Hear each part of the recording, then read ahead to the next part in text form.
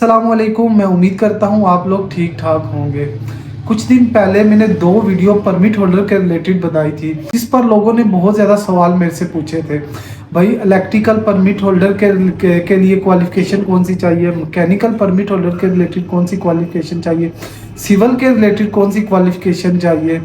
इसके अलावा भाई इसके लिए इंग्लिश ज़रूरी है या नहीं ज़रूरी, कोर्सेज़ कहाँ से होंगे, कोर्सेज़ की फ़ीस कितनी है, कोर्सेज़ के अच्छे अच्छे इंस्टीट्यूट कौन से हैं। इसके अलावा कुछ लोग बोल रहे हैं कि असेसमेंट हो रही है या नहीं हो रही, आजकल मार्केट में परमिट होल्डर की वैल्यू क्या है।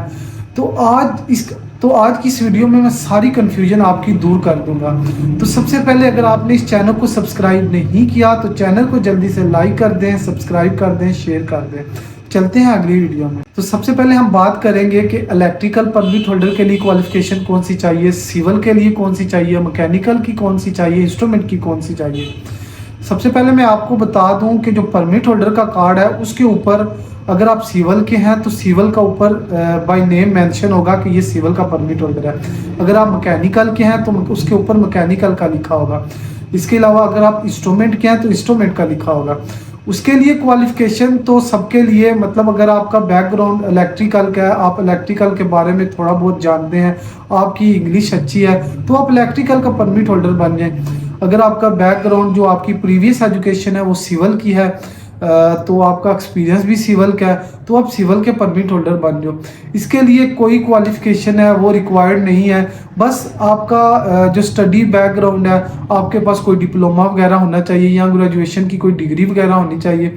तो जो आपका स्टडी बैकग्राउंड है, जो आपने किसी कंपनी में, प्रीवियस कंपनी में आपने जॉब की होगी जिस फील्ड के रिलेटेड, तो वो आप इजीली बन सकते हैं। उसके लिए कोई भी मैंडेटरी एजुकेशन रिक्वायर्ड नहीं है, कोई भी सर्टिफिकेशन रिक्वायर्ड नहीं है, कुछ भी ऐसी चीज़ रिक्वायर्ड नहीं। इसके बाद हम बात करेंगे कि ये कोर्सेज कहाँ से होते हैं और ये सारे कोर्सेज कितने टाइम में हो जाते हैं।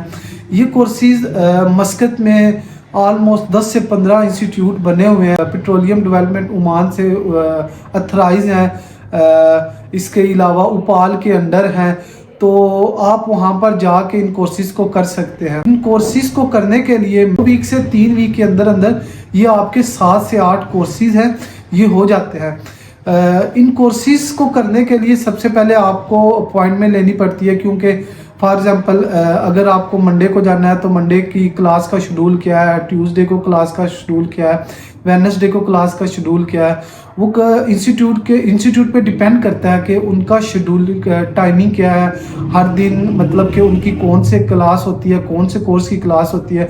वो आप कोर्सेज करने से पहले किसी भी इंस्टीट्यूट से अपनी अपॉइंटमेंट ले लें। अपॉइंटमेंट के बाद वो आपको बता देंगे मंडे वाले दिन आपकी H2S की क्लास है, ट्यूसडे को आपकी HSC LFS की क्लास है। वो आप पे डिपेंड करता है और इंस्टीट्यूट पे डिपेंड करता है कि हर इंस्टीट्यूट की हर दिन अलग-अलग क्लास होती है। ये सारे कोर्सेज आपके 2 वीक से 3 वीक के अंदर अंदर हो जाएंगे। और हर कोर्स के बाद आपका एक छोटा सा एग्जाम होता है, वो इंस्टीट्यूट पे डिपेंड करता है। वो MCQs की सूरत में हो सकता है, वो छोटे छोटे क्वेश्चन हो सकते हैं। उसके बाद क्लास के बाद आपका छोटा सा एग्ज़ाम होगा। एग्ज़ाम के बाद अगर आपने H2S किया है तो आपको H2S का कार्ड मिल जाएगा, आपके PDO पासपोर्ट के ऊपर उसकी स्टैंप लग जाएगी। ये इस तरह मिला के 7 से 8 कोर्सेज हैं और ये आपके 2 वीक के अंदर अंदर हो जाएंगे। हम बात करेंगे ये कोर्सेज कितने के होंगे। ये कोर्सेज आजकल जो मार्केट में रेट चल रहा है, ये 450 से लेकर 600 के दरमियान हो जाएंगे। ये मुख्तलिफ इंस्टीट्यूट की मुख्तलिफ कोर्सेज कास्ट है, वो इंस्टीट्यूट पे डिपेंड करता है। उसके बाद हम बात करेंगे कि आजकल जो असेसमेंट है वो हो रही है या नहीं हो रही। जी बिल्कुल, असेसमेंट हो रही है।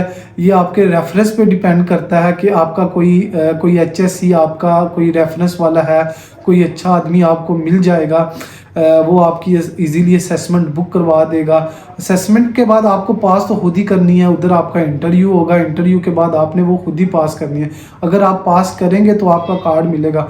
समटाइम तो लोग 5-5, 6-6 दफ़ा भी जाते हैं तो उनका कार्ड नहीं बनता। तो कुछ लोगों की इंग्लिश स्किल बहुत अच्छी होती है, उनका जो कार्ड है वो पहली असेसमेंट में ही क्लियर कर देता है। वो आप पे डिपेंड करता है कि आप उसको इजीली क्लियर कर सकते हो या अगेन आपको जाना पड़ेगा। हम बात करेंगे कि आजकल इसकी डिमांड है या नहीं। जी बिल्कुल, आजकल मार्केट में इसकी डिमांड बहुत ज़्यादा है। जैसा कि आपको पता है कि पाकिस्तानियों के लिए वीज़ा बंद है, बांग्लादेश के लिए बंद है, तो नए लोग तो आ ही नहीं, जो उधर ओमान में ही हैं वही उधर सरवाइव कर रहे हैं। लेकिन आजकल इसकी मार्केट में डिमांड बहुत ज़्यादा है, ग्रुप में मैसेजेस भी आ रहे हैं। तो अगर आप परमिट होल्डर बनना चाहते हैं तो ये वीडियो आपके लिए बहुत ही मददगार होगी। अगर आप इसी के रिलेटेड आपको कोई कन्फ्यूजन है तो आप मुझे बता दें, मैं और आपकी वीडियो इस पर आपको एक और वीडियो बना के दे दूंगा, या आप मुझे इनबॉक्स कर सकते हैं। इनबॉक्स में आपका रिप्लाई कर दूंगा। परमिट होल्डर के रिलेटेड या किसी भी जॉब के रिलेटेड आपको जो भी हेल्प चाहिए वो मेरे से आप ले सकते हैं। ये थी मेरी एक छोटी सी वीडियो परमिट होल्डर के रिलेटेड। उम्मीद करता हूँ आपको ये वीडियो पसंद आई होगी। अगर पसंद आई हो तो चैनल को लाइक करें, सब्सक्राइब करें। मिलते हैं अगली वीडियो में। अल्लाह हाफिज़।